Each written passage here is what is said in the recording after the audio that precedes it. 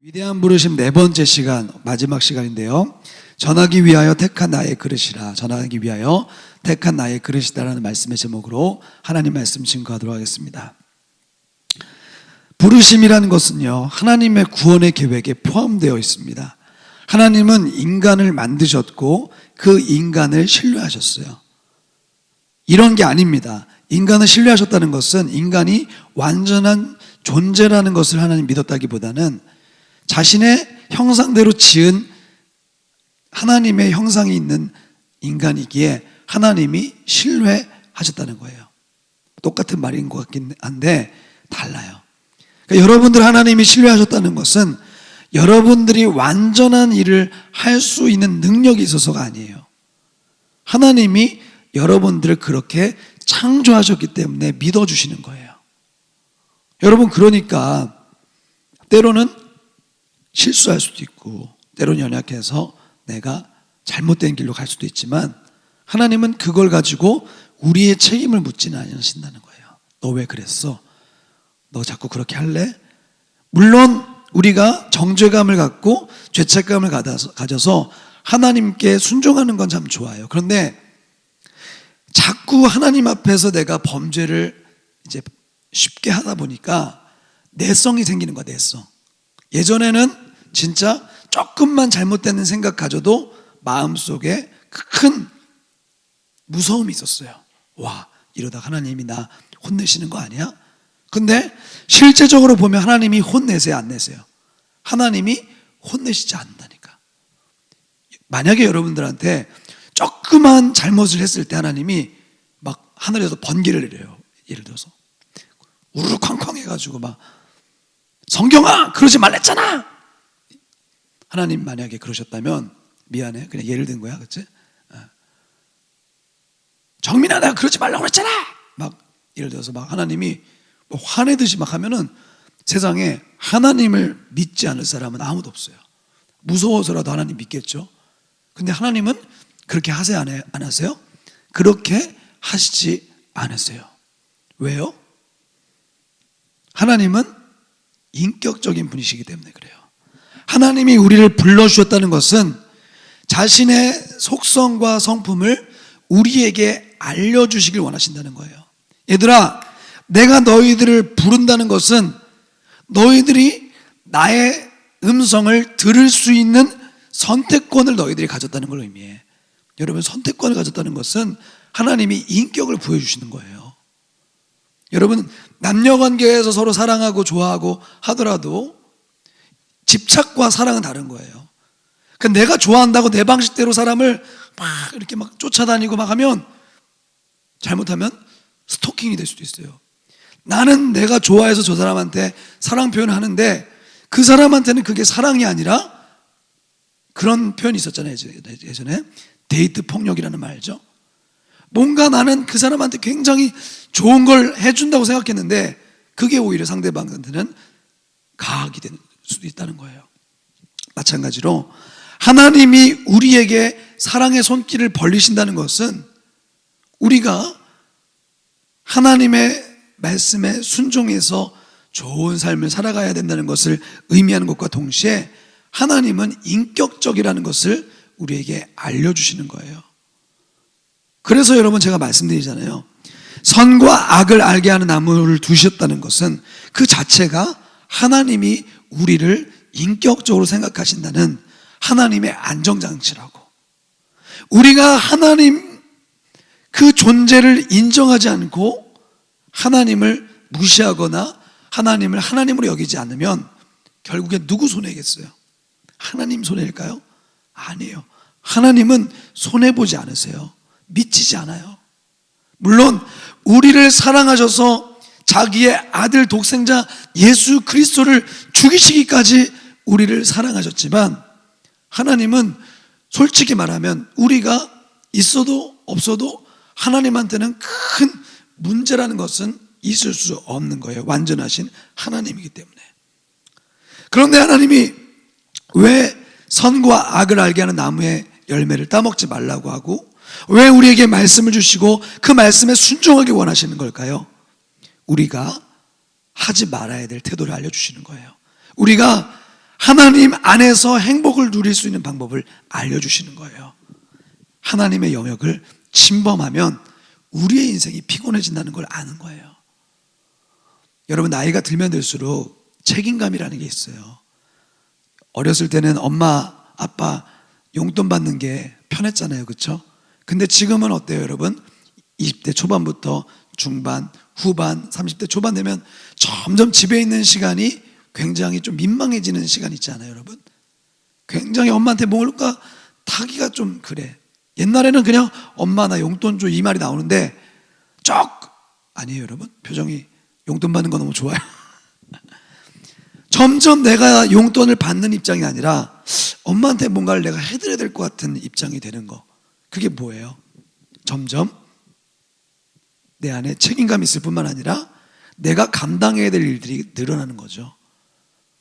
여러분, 그래서 젊었을 때 하나님 믿는 게 너무 중요해요. 젊었을 때. 왜 젊었을 때 하나님 믿는 게 중요할까요? 나이가 들고 때가 묻으면 점점 모든 걸 다 내가 책임지려고 그래. 그게 나쁜 건 아니에요, 사실. 제가 이게 겉으로 봤을 때는 20대 같이 보이진 않죠, 그렇죠? 옛날에는 20대 같다는 얘기 들었는데 이제는 그런 얘기 하면은 다들 비웃더라고요. 앞자리 수가 이제 1에서 4까지 이제 올라가다 보니까 점점 누군가한테 부탁을 하거나 싫은 소리라는 게 굉장히 좀 미안해지는 거 경험해요. 마찬가지로 여러분들의 인생 속에서 하나님을 어렸을 때부터 신뢰하지 못하면 나이가 들면요, 사람이 자존심이라는 게 있기 때문에 하나님이란 존재를 받아들이기가 굉장히 어려워요. 제가 더 젊었을 때 어르신들을 전도해 봤어요. 어르신들, 이 나이 많으신, 이제 제가 이게 좀 넉살이 좋아서 그 어르신들을 한테도 저는 편하게 다가가요. 근데 아직도 기억해요. 어떤 이제 노인정이었는데 전도를 하러 갔어요. 근데 거기에 어떤 할머니가 계셔가지고 제가 이렇게 복음을 전했어요. 예수님에 대해서도 알려드리고 이렇게 굉장히 재밌게 제가 잘 전했는데, 나중에 이제 그걸 하잖아요. 여러분, 전도 해봤어요? 안 해봤어요? 전도 안 해봤어요? 전도 맨 마지막에 핵심이 뭐냐면, 자, 이제 이 예수님을 당신의 하나님으로 모시겠습니까? 질문하는 그 마지막 결단 질문이 있거든. 그 할머니한테 내가 한 2시간 동안 계속 얘기했던 것 같아. 막 아양도 떨면서 막 얘기를 하고, 그래 다 들어줬어. 그래서 나는 마음속에 어떤 생각이 들었냐면, 오늘은 뭔가 먹히는구나, 뭔가 되겠다, 할렐루야 해가지고 끝까지 다 갔는데, 이제 제일 중요한 거는 그 내용을 당신의 것으로 만들겠습니까? 이거거든. 근데 잘 들으시다가 얼굴 표정이 나중에는 안 좋아지시는 거야. 알고 보니까 예수님 믿으라고 마지막에 최종적으로 다 얘기를 듣고 선뜻 대답을 하지 못하는데 이런 얘기를 하시더라고. 우리 젊은이가 아주 고생을 많이 했는데 어쩌지? 나는 지금 우리 아들하고 살고 있어서 그게 안 되네. 너무 마음이 아픈 거야. 이게 무슨 말인지 알아요? 그 아들이 예수님을 안 믿는데 불교를 다니는 거야. 그러니까 이 할머니는 나이가 지긋하시니까 자기가 자기의 종교도 마음대로 결정하지 못하는 거야. 자기가 교회 한번 가려고 하더라도 자기 아들의 신세를 져야 되니까 선뜻 나 예수님 믿겠다, 천국 가겠다 얘기를 못하는 거야. 다시 설명을 했어요. 할머니, 그래도 할머니 만약에 내일 할머니가 이 세상을 떠난다면 할머니 어떻게 하시겠어요? 나중에 내가 정말 울부짖듯이 얘기했어. 그런데도 미안하다고, 받아들일 수 없겠다고 했던 그 할머니의 슬픈 표정이 아직도 귀에 생생해요. 제가 지금 이 얘기를 왜 하느냐, 여러분들이 오늘 이 순간에라도 주님을 영접하고 주님을 나의 구주로 맞아들일 수 있는 준비를 할 수 있다는 건 하나님이 여러분들을 부르셨기 때문에도 그렇고, 여러분들의 나이가 지긋하기 전에, 더 내가 고집부리기 전에 하나님께서 여러분들을 부르시고 계시다는 사실이에요. 우리가 위대한 부르심이라는 주제로 네 번째 말씀을 나누는 이유는 한 가지예요. 하나님이 여러분들을 향한 목적과 계획이 있다는 걸 알려주기 위해서예요. 하나님이 여러분들을 부르시고 여러분들을 하나님의 사람으로서 성장시키길 원하세요. 아브라함, 야곱, 삭개오, 오늘 바울, 이 네 가지 사람의 공통점이 있어요. 공통점은 뭐냐면 약하다는 거예요. 약해도 하나님은 쓰신다는 거예요. 하나님께서는 우리의 삶의 이 기준을 명확하게 하셨어요. 고린도후서 4장 7절 제가 한번 읽어드려 볼게요.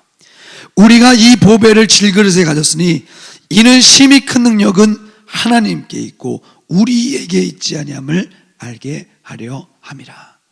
다시 한번 고린도후서 4장 7절 다시 한번 읽을게요. 우리가 이 보배를 어디에 가졌으니? 질그릇에 가졌으니 이는 심히 큰 능력은 누구에게 있고 여러분에게 있고 아니 하나님께 있고 우리에게 있지 아니함을 알게 하려 함이라. 하나님이 우리를 만드셨는데 원래는 완벽하게 만드셨어요. 죄로 인해 우리는 그 완벽함을 잃어버리고 살았어요. 그런데 다시 돌아갈 수 있는 방법은 우리의 힘으로 우리가 완벽해질 수 있는 게 아니라 우리는 깨어지기 쉬운 질그릇과 같은 존재라는 것을 알 때 하나님의 완전하심을 회복시킬 수 있다는 거예요. 하나님은 우리를 질그릇이라 여기고 그 위에 보배 되신 예수님을 담으셨어요. 그러니까 여러분, 능력은 질그릇된 여러분들한테 있지 않고 살아계신 하나님께 있는 거예요. 여러분 이걸 믿으십니까? 그러면 우리는 이런 고백을 할 수 있는 거예요. 하나님, 저는 죄인이지만 주님이 저를 용서해 주셨기 때문에 저는 더 이상 두렵지 않습니다. 저는 더 이상 염려하지 않습니다. 이 고백은 오늘 함께 나눌 바울의 고백이에요. 다시 한번 읽어드릴게요. 우리가 이 보배를 질그릇에 가졌으니 이는 심히 큰 능력은 하나님께 있고 우리에게 있지 아니함을 알게 하려 함이라. 이게 사도 바울의 고백이에요. 바울이 하나님을 알지 못했을 때는 이 고백을 안 했어요. 결론적으로 말씀드리자면 한 가지 원리가 있어요.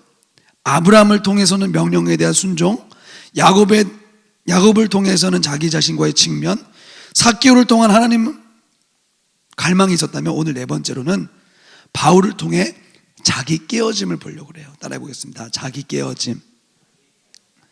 결론적으로 오늘 말씀을 나누자면 깨어져야 돼요, 여러분. 깨어져야 돼요. 빨리 깨어져야 돼요. 나의 견고한 그릿을 확인해 보세요. 깨어지지 않고 여전히 굽힐 생각이 요만큼도 없는 여러분들의 어떤 견고한 그 마음을 한번 돌아보세요. 여러분, 상처, 아픔, 고통, 그리고 내 마음속에 있는 여러 가지 안 좋은 것들을 여러분들의 것으로 만들지 말고 빨리 깨뜨리세요. 그건 여러분들의 그릇이 아니에요. 견고하고 깨어지기 싫은 그 그릇은 여러분들의 그릇이 아니에요. 그건 죄의 그릇이에요. 죄의 그릇은 깨뜨려야 돼요.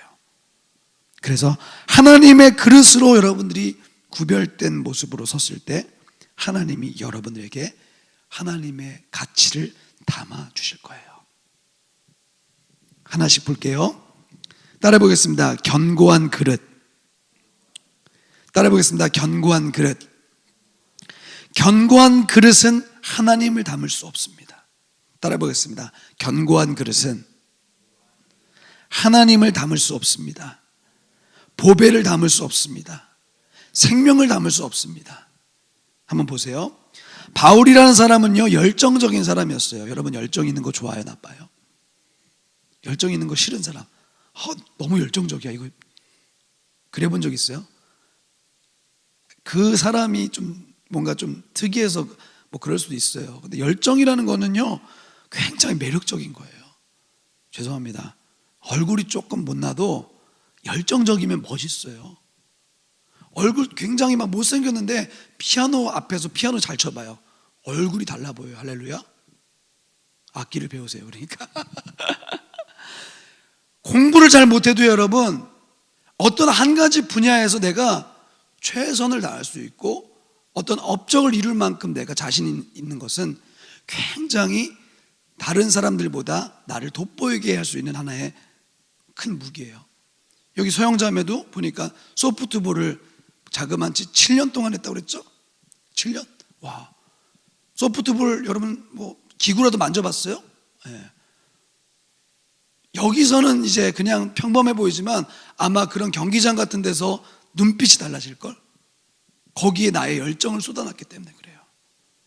여기 우리 회장님도 머리가 길고 딱 봐도 뮤지션처럼 생겼어요. 근데 진짜 이 노래를 전공했다고 하더라고요. 노래를 아직까지 한 번도 못 들어봤는데 나중에 특송을 한번 시켜야겠어. 그렇죠? 준비하세요. 내가 이렇게 말하는 거는 준비하라는 뜻이 알았지? 대답을 하세요. 우리 좀 특송도 하고 좀 그래요. 같이 이렇게 좀 자기가 할 수 있는 것들. 열정적인 건 좋은 거예요. 각자 열정적인 것을 했을 때 그 모습을 보면 사람이 반하게 돼 있어요. 그래서 저는 이런 말 하면 좀 제가 좀 웃기긴 하지만 예전에 찬양 인도를 할 때 그렇게 제가 인기가 많았어요. 할렐루야. 솔직히 매력이 별로 없는데 저는 이상하게 그런 하나님을 열정적으로 예배할 때 그 매력이 막 나오나 봐요. 물론 각자 다 다른 열정이 있어서 매력이 있겠지만 오늘 이 바울은요 열정적인 사람이었어요. 열정이 가득 찼어요. 근데 문제는 이 열정이 어떤 모습으로 나타났느냐, 예수님 믿고 전한 사람을 모조리 잡고 심지어 죽이기까지 했어요. 여러분 잘 생각해 보세요. 우리는 예수님 믿는 사람이기 때문에 믿는 사람들을 막 박해하고 죽이는 게 굉장히 좀 잘못됐다고 생각하고 그건 당연히 잘못된 일이에요. 그런데 반대로 바울의 입장에서 생각했을 때는 예수님은 하나님이 아니시기 때문에 하나의 이 당시에는 이단의 종파에 불과했어요. 기독교라는 이 위치도. 그러니까 하나님의 이름을 거룩하게 여기지 않은 것은 바울에게 있어서는 처단해야 되고 버려버려야 될 거예요. 그러니까 바울 안에는 그 열정을 가지고 예수님 믿는 사람들은 모조리 잡고 죽이기까지 한 거예요. 그런데 여러분 안에도 마찬가지예요. 열정이 있는데 그 열정을 사용할 수 있는 방법을 모르면 때로는 잘못된 방향으로 쓰일 수도 있어요. 여러분 중독이라는 게 처음에는 중독이 아니에요.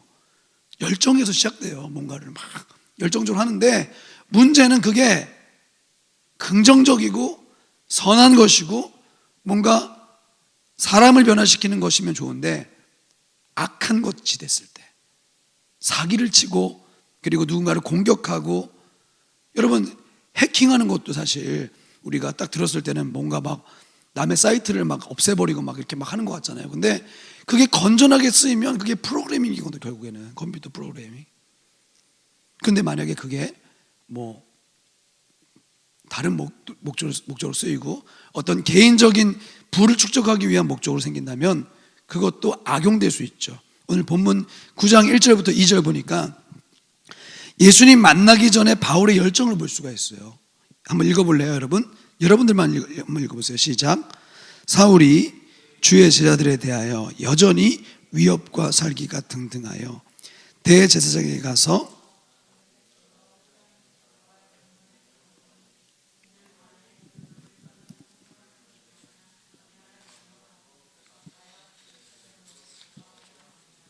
다시 한번 말씀드리지만 여러분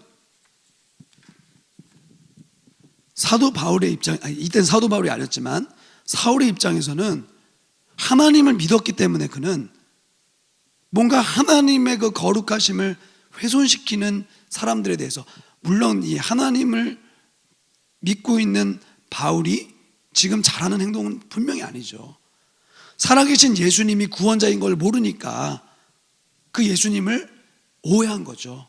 근데 문제는 그의 열정 속에 위협과 살기가 느껴졌어요. 예수님 믿고 다른 사람들을 남자 여자 상관없이 잡아보려고 다 싹 다 이제 잡아서 죽이기까지 하려고 담에색이까지 온 거예요. 왜? 대제사장한테 공문을 받아서 공문을 제출해서 이제 예수님을 전하는 모든 사람들은 남자 여자 상관없이 다 싹 다 잡아가려고. 퀴즈. 사울이 예수님 믿는 사람들을 핍박한 이유는 무엇이었을까요?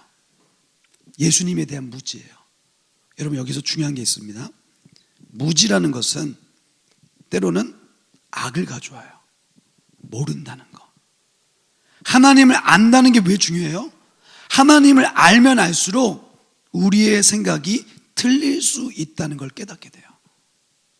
하나님을 기피하는 사람들은요, 그래서 편견이라는 게 없어요. 사람을 가르지 않아요. 판단하지 않아요. 여러분, 교회가 왜 좋아요? 교회 안에서는 계급이 중요하지 않아요. 어떤 위치가 중요하지 않아요. 그냥 사람을 하나님의 형상과 하나님의 피조물로 보는 거죠.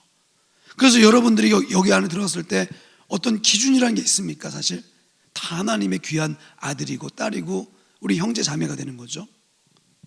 그런데 우리가 세상적으로 본다면, 하나님에 대해 전혀 모르는 상태에서 사람을 판단한다고 한다면 여러분들은 뭘로 판단하겠어요? 특히 젊었을 때는, 예전에는 좀 외모를 많이 봤는데 요즘에는 외모보다도 그 사람이 갖고 있는 재산을 보더라고. 이 사람이 나중에 결혼했을 때 나한테 집을 제공할 수 있는지, 아니면 좀 살아갔을 때 뭔가 나한테 힘을 줄 수 있는 뭔가가 있는지. 와, 점점 시대가 바뀌고 있어요. 옛날에는 뭐 그냥 잘생기고 멋지고 이쁘고 이러면 다 좋아하는데, 그냥 요즘에는 이제 이 개인을 보는 게 아니라 그 개인의 뒷배경을 보는 거예요. 심지어 뭐까지 보냐면 이 상대방이 외동아들인지 아니면 엄마의 성격까지 보고 뭐 여러 가지 것들을 다 보더라고. 여러분, 그런데 하나님을 아는 사람들은 그런 것들이 조금 이렇게 신경 쓰이긴 하지만 그게 절대적인 조건이 되지 않아요. 그런데 하나님을 모르면요, 자신의 열정으로 때로는 사람을 공격하는 데 쓰이는 거예요. 지금 바울처럼. 사울은 예수님 믿는 사람들을 핍박하는 위치에 있을 뿐만 아니라 그는 박학다식했어요. 엘리트였어요.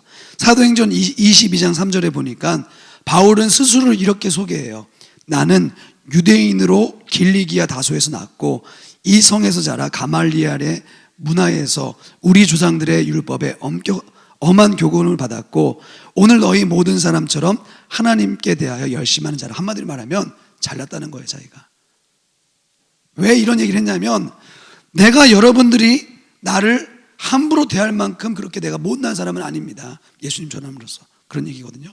유대인, 혈통이 좋은 거예요. 가말리엘의 문화, 공부 잘했다는 거예요. 율법에 능통한 거, 신앙이 좋았다는 거예요. 로마 시민권, 유학도 갔다 오고, 아무튼 지적인 능력, 사회적, 신앙적 배경이 다 훌륭했어요. 거기다 뭐까지 있느냐? 열정까지 있어요. 물론 이제 썰이긴 하지만 바울이 이렇게 외모적인 컴플렉스가 좀 있었다고 그러더라고요.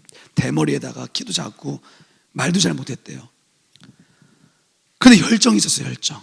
근데 따라보세요. 열정은 장단점이 있다. 좋은 쪽으로 열정이 사용되면 정말 선한 열매를 맺어요. 저는 여러분들을 축복합니다. 여러분들이 열정이 있는 사람이 됐으면 좋겠어요. 하나님을 열정적으로 사랑하는 사람이 됐으면 좋겠어요. 그래서 일주일에도 예배를 막 한두 번 더 드렸으면 좋겠어요. 할렐루야. 새벽 예배 나오는 남자, 여자 얼마나 이뻐요. 청년들이 새벽 예배 나오면 난 너무 멋있을 것 같아. 그 어둠을 뚫고, 내가 이건 하나의 재밌는 얘기인데, 예전 교회에서 이제 독일에서 제가 있을 때 한 몇 개월 전에 전화가 왔어요. 문자가 왔어요. 카톡이. 저는 이제 한번 이제 교회로 이제 사역지로 옮기면 예전 교회 사람들하고는 연락을 잘 안 해요. 그러니까 여러분들 있을 때 잘해요. 저랑 같이 재밌게 놀아요. 알았지? 왜냐면은 사역지가 옮겨졌는데 예전 교회를 막 그리워하고 그러면 여기 있는 교회에 어떻게 보면 내가 집중하지 못하는 거잖아요. 그러니까 나는 예전 교회들은 다 이제 연락 잘 안 해요. 연락이 오면 어쩔 수 없지만 연락을 제가 막 굳이 하고 그러진 않거든요. 근데 연락이 온 거예요. 어떤 여자 자매한테, 자매는 여자죠, 그렇죠? 자매한테 연락이 왔는데, 목사님 저 결혼해요 그러는 거예요. 그래요? 근데 알고 보니까 내가 아는 사람하고 결혼하는 거예요. 그러니까 제가 제 후배 목사님 동생하고 결혼하는데 그분도 목사님이야 보니까. 네. 어떻게 그렇게 됐지? 그러면서 나중에 그건 다 얘기할 필요 없고, 무슨 얘기를 하냐면, 목사님 예전에 새벽 예배 때 목사님이 땡땡 자매는 좋은 사람하고 결혼할 거라고 했잖아요. 목사님 그래서 제가 시집 잘 갔어요, 그렇게 얘기하는 거예요. 제가 그랬거든요. 왜냐면 이 자매가 신앙생활도 열심히 하긴 하지만 새벽 예배 나올 때 항상 이게 그 교회에서는 매일마다 이제 교구가 있는데 그 교구가 이제 새벽 예배마다 특송을 했어요. 매일마다. 근데 항상 이제 자기 교구의 차례가 됐을 때 엄마가 권사님인데 권사님이 나올 때 항상 이 자매는 따라서 같이 예배 나오는 거야. 그 새벽 예배 나오는 거야. 난 그 모습이 너무 이쁜 거야. 그냥 다른 목적이 아니라 그냥 엄마랑 같이 새벽 예배 나오는 모습인데 참 그게 귀하더라고요. 그래서 내가 그렇게 얘기했죠. 땡땡 자매, 수진 자매, 이름 밝혀도 여러분들 다 모르는 사람이니까, 수진 자매, 아마 수진 자매는 정말 시집 잘 갈 것 같아. 나도 생각하고 간 게 아니라 그냥 느낌이란 게 있잖아. 내가 매번마다 축복했어요, 이렇게. 근데 나중에 이제 목회자하고 결혼했어요. 할렐루야. 제가 무슨 말을 하려고 하느냐, 열정이 있다는 거, 하나님을 향한 어떤 순수함이 있다는 거 굉장히 중요해요. 그런데 그게 좋은 방향으로 가야 된다는 거예요. 여러분들 열정이 세상적으로 스펙 쌓고, 그 다음에 세상적으로 내가 승진하고 좋은 직장 얻고 다 좋아요. 그런데 거기에만 몰두한다는 것은 너무 그게 아까운 거지. 방향이 하나님의 뜻과 일치되는 곳으로 가야 돼요. 근데 사울의 문제는 이거였어요. 열정은 있었지만 자신의 열정의 방향이 잘못됐다는 거예요. 그러니까 여러분, 때로는 뭔가 막 열심히 하는 사람이 참 좋은 일도 하겠지만 때로는 그 방향이 잘못돼서 사람을 어렵게 만드는 경우도 있어요. 살기가 등등한 바울의 눈에는 예수님 믿고 따른 사람들의 이단에 불과했어요. 자신의 뜻이 곧 하나님의 뜻이라고 생각했기 때문에. 그의 마음은 견고했어요. 그렇기 때문에 하나님이 그에게 말씀하셔도 들리지 않는 거예요. 이런 열정이 여러분들에게도 있어야 되는데 그 열정을 갖고 하나님의 영광을 비출 수 있는 사람 될 수 있기를 축복합니다. 열정이 필요한데 그 열정이 누구에게 쏟느냐는 문제는 굉장히 중요한 거예요. 따라 보겠습니다. 깨어진 그릇. 바울의 인생을 세 가지로 구분한다면 첫 번째는 견고한 그릇이에요. 견고한 그릇. 자기의 어떤 계획과 자신의 믿는 그 어떤 자기의 믿음으로 가득했는데 그가 깨어졌어요. 여러분, 자신의 그릇을 깨트리는 시간이 필요해요. 그게 뭐예요? 하나님을 만나는 거예요. 하나님을 만나는 시간을 통해 내 죄된 그릇이 다 깨지는 거야. 내가 그릇을 잘못 가지고 있었네. 이걸 깨닫는 거야. 견고한 자아가 살아있는 사람은 신앙은 도구가 될 뿐이에요. 여러분, 신앙이 있다는 게 뭐예요? 신앙이 곧 나의 삶의 목적이 되는 거예요. 하나님을 신앙하는 것이 그것 자체가 목적이야. 근데 하나님을 믿는 목적이 나의 꿈을 이루는 거, 하나님을 믿는 것이 나의 어떤 삶의 성공을 이루는 거, 이렇게 뭔가 도구화 되다 보면 그 하나님을 향한 열정이 점점 식게 돼버리는 거예요. 사울은 다메섹에 이르러서 예수님과 인격적인 만남을 갖게 돼요. 우리 3절 4절 같이 읽겠습니다. 3절 4절 함께 읽습니다. 시작. 사울이 길을 가다가 다메섹에 가까이 이르더니 호련히 하늘로부터 빛이 그를 둘러 비추는지라. 4절. 땅에 엎드려져 들음에 소리가 있어 이르시되 사울아 사울아 내가 어찌하여 나를 박해하느냐 하시거늘. 여러분, 오늘 중요한 걸 제가 말씀드릴게요. 예수님을 인격적으로 만나야 되는데 인격적으로 만난다는 것이 무엇이냐? 두 가지를 경험하는 거예요. 오늘 성경을 통해서 우리가 배우는 거예요. 인격적으로 만난다는 것은 우리가 지금 저와 여러분들이 얼굴을 마주치는 것처럼 이런 만남은 아니에요. 이렇게 만나면 너무 좋죠. 여러분, 하나님의 얼굴을 볼 수 있다는 것은 굉장히 인생에 있어서 큰 축복이에요. 그런데 그런 사람들은 제가 여태까지 경험한 바로는 많지가 않아요. 그러면 예수님을 어떻게 인격적으로 만날까요? 두 가지예요. 첫 번째는 따라해보겠습니다. 빛. 따라해보세요. 빛. 두 번째는 소리. 여기 하소리 자매가 있는데 그 소리. 예. 빛은 생명을 의미해요. 요한복음 1장 4절부터 5절. 그 안에 생명이 있으니 이 생명은 사람들의 빛이라. 빛이 어둠에 비침에 어둠이 깨닫지 못하더라. 하나님께서 여러분들에게 찾아오시면 여러분 안에 생명이 생겨요. 그리고 누군가를 살리고 싶은 마음이 들어요. 이게 하나님의 빛이에요. 부정적인 생각 그리고 절망적인 마음들이 다 떠나가요. 그래서 하나님을 만난 사람들은 얼굴이 평강 그리고 기쁨, 은혜로 가득해요. 그 때깔이라고 그러죠. 때깔. 뭔가 이렇게 잘 씻어서가 아니라 하나님의 은혜 안에 있기 때문에 피부도 고와져요. 진짜로. 일단 얼굴 인상이 좋아져요. 한번 옆에 있는 한번 얼굴 보세요. 보실래요? 옆에 있는 친구들? 예, 표정이 좋나 오늘. 예, 지금 이렇게 막 약간 썩소를 날리시는 분도 있는데 그게 아니라 그냥 막 마음이 즐거운 거예요. 두 번째는 뭐냐면요, 음성이에요. 음성이 뭘까요? 하나님 말씀이에요. 아까 전에 말했던 제가 빛은 뭘 의미하냐면 우리의 그 잘못된 자아의 균형을 일으키는 힘이에요. 내가 잘못을 했구나. 내가 지금 하나님을 닮지 못하고 세상을 닮아 있구나. 이걸 깨닫는 은혜가 생기는 거예요. 여러분에게 그런 은혜가 있기를 축복합니다. 그래서 하나님의 생명 있는 사람은요, 사람을 똑바로 잘 쳐다봐요. 한번 저를 보세요. 근데 뭔가 마음속에 하나님의 빛이 없고 생명이 없는 사람들은 사람을 잘 못 쳐다봐요. 진짜예요. 이거 진짜로. 그러니까 여러분 앞에서 예배하고 말씀 듣고 찬양할 때 이 앞에 있는 인도자를 봐야 돼요. 그 사람이 인도를 해서가 아니라 그 훈련을 하는 거예요. 하나님의 빛, 생명이 내 안에 있다는 것을 내가 이렇게 표현하는 거예요. 두 번째 음성이라고 했죠. 하나님 말씀 4절 한번 읽어볼래요? 4절 같이 읽겠습니다. 시작. 땅에 엎드려져 들음에 뭐가 있어요? 소리가 있어 이르시되 사울아 내가 어찌하여 나를 박해하느냐.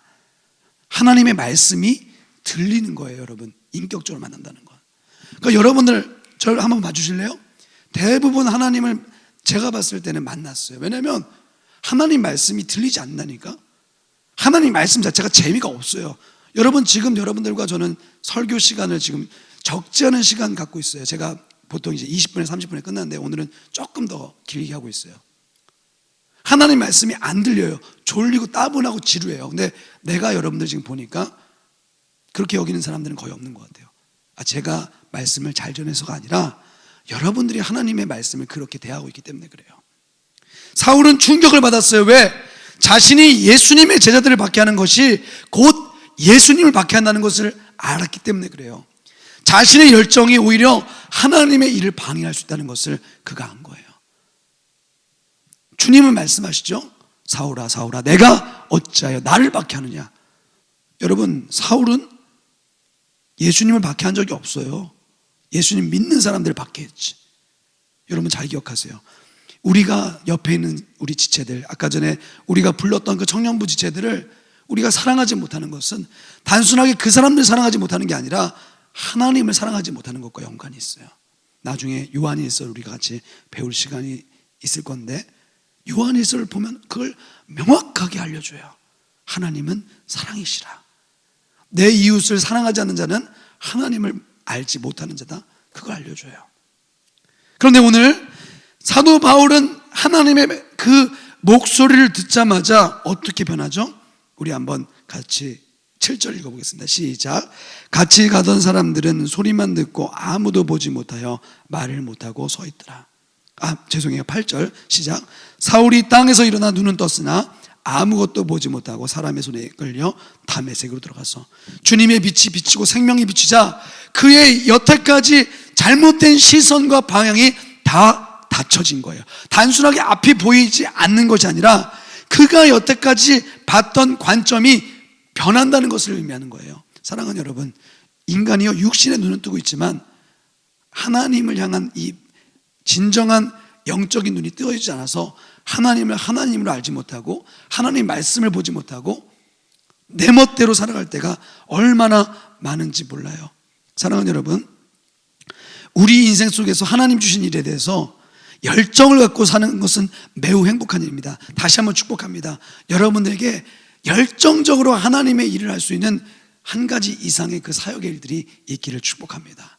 우리가 저번 달에는 은혜에 대해서 배웠어요. 그 마지막이 뭐였냐면 바로 사역의 은혜였어요. 사역의 은혜. 하나님의 일을 하는 기쁨에 대해서 같이 나눴거든요. 여러분, 그런데 중요한 것은 내가 일을 하는 것도 중요해요. 근데 더 중요한 건 하나님 말씀 안에서 수정되고 조정돼야 돼. 찬양 인도자가 있잖아요. 근데 그 찬양 인도자가 힘이 하나도 없고 찬양하겠습니다, 예수님 찬양, 이렇게 한다면 여러분, 그 찬양은 안 하는 것만 못하는 거야. 근데 앞에 있는 인도자가 막 하나님의 은혜에 심취해서 앞에 누가 있는지 없는지도 전혀 느끼지 못한 채 하나님을 열정적으로 찬양하면 그 하나님을 향한 열정을 딛고 회중들이 하나님께로 나아갈 수 있는 거예요. 여러분, 그런데 열정이 조정되지 않고 내가 갖고 있는 게 전부라고 생각하고 다른 사람들 얘기도 듣지 않고 바뀌지 않으면요, 그 사람은 어떤 사람이 되냐면 잘못된 방향으로 열정을 쏟는 사람이 되는 거예요. 하나님께서는 사울에게 말씀할 또 다른 사람이 있다는 사실을 알려줘요. 여기서 또 하나의 메시지가 있어요. 땅에서 일어났지만 아무것도 볼 수 없었던, 먹지도 마시지도 않았던 그 시간들 속에서도 하나님은 일하고 계셨다는 거예요. 하나님은 하나님의 구원의 일들을 준비하고 계셨다는 거예요. 여러분, 여러분들의 앞날이 안 보이잖아요. 잘 내가 뭘 해야 될지도 모르겠고 취업도 안 되고 공부도 안 되고 뭐 안 되는 거 두성일 수 있어요. 여러분, 그때가 하나님의 때일 확률이 높아요.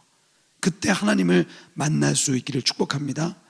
깨어짐은 세상과의 단절로 이어져요. 때로는 내가 하나님께만 집중할 수밖에 없는 그 상황이 여러분들에게 가장 복된 시간이 될 수 있어요.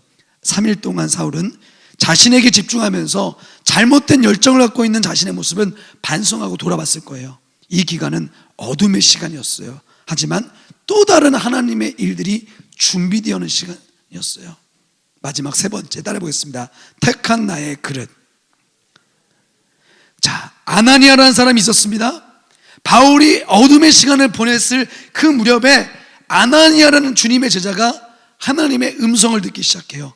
11절 12절 제가 읽겠습니다. 주께서 이르시되 일어나 집 가라 하는 거리로 가서 유다의 집에서 다소 사람 사울이라는 사람을 찾으라. 그가 기도 중이라. 그가 아나니아라는 사람이 들어와서 자기에게 안수하여 다시 보게 하는 것을 보았느니라 하시거늘. 지금 바울은 어때요? 3일 동안 아무것도 볼 수 없어요. 그런데 이 3일 동안 바울은 멈춰 있는 것처럼 보이지만 하나님은 준비하고 계셨다는 거예요. 여러분 안에 멈춰 있는 것처럼 보이는 그 순간을 고통스럽게 여기지 말고 그 시간을 통해 여러분들의 그릇을 깰 수 있기를 축복합니다. 그래서 아나니아는 하나님의 음성을 듣지만 아나니아조차도 충격을 받아요. 왜? 사울이 어떤 사람인지를 명확하게 아니까. 13절 14절 제가 읽어드릴게요. 아나니아가 대답하되 주여, 이 사람에 대하여 내가 여러 사람에 듣사온즉 그가 예루살렘에서 주의 성도에 대해서 적지 않은 해를 끼쳤다 하더니 여기서도 주의 이름을 부르는 모든 사람을 결박할 권한을 대제사장에게서 받았나이다 하고, 한마디로 말하면 싫다는 거예요. 왜? 하나님, 저 사람은 정말 쓰레기예요. 쓰레기. 인간 말종이에요. 변화되지 않아요. 설득력이 있습니다. 하나님은 아나니아의 관점과 달라요. 오늘 말씀의 핵심입니다. 15절 읽고 말씀의 결론을 맺을게요. 시작. 주께서 이르시되 가라. 같이 읽는 거예요. 시작. 주께서 이르시되 가라. 이 사람은 내 이름을 이방인과 임금들과 이스라엘 자손에게 전하기 위하여 택한 나의 그릇이라. 여러분 잘 보세요. 마지막입니다. 내가 깨어지면요, 나만 깨어지고 변화되고 하는 게 아니라 여러분들을 통해서 공동체가 달라져요. 여러분들이 달라지잖아요. 그러면 여러분들만 변화되는 게 아니라 여러분들의 그 변화된 모습을 통해 또 다른 사람이 하나님을 인정하고 고백하게 됩니다.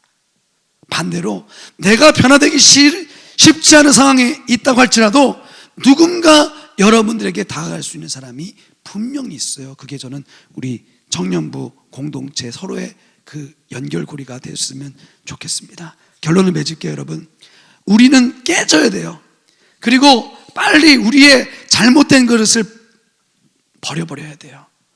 사울은 예수님의 이름과 그리고 예수님의 이름을 이방인과 임금들과 이스라엘 자손들에게 전하기 위해서 택한 하나님의 그릇이었음을 주님이 공증해 주셨어요.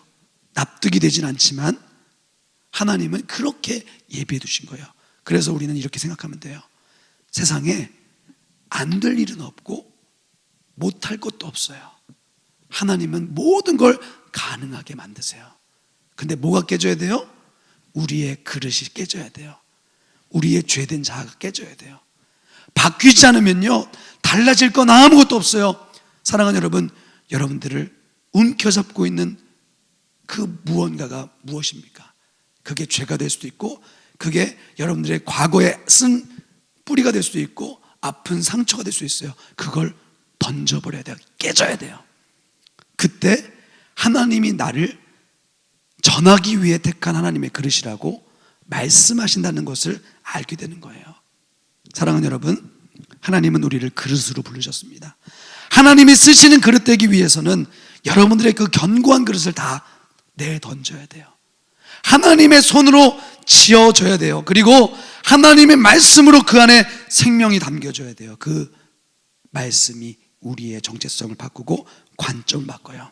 승리하게 하시고 신실하게 하시는 그 하나님의 부르심에 응답할 수 있는 우리 모두 될 수 있기를 축복합니다. 저는 우리 임마누엘 교회 청년부는 아주 능력 있는 하나님의 말씀을 붙잡고 신실하게 반응하는 하나님의 공동체가 될 거라고 저는 확실하게 믿습니다.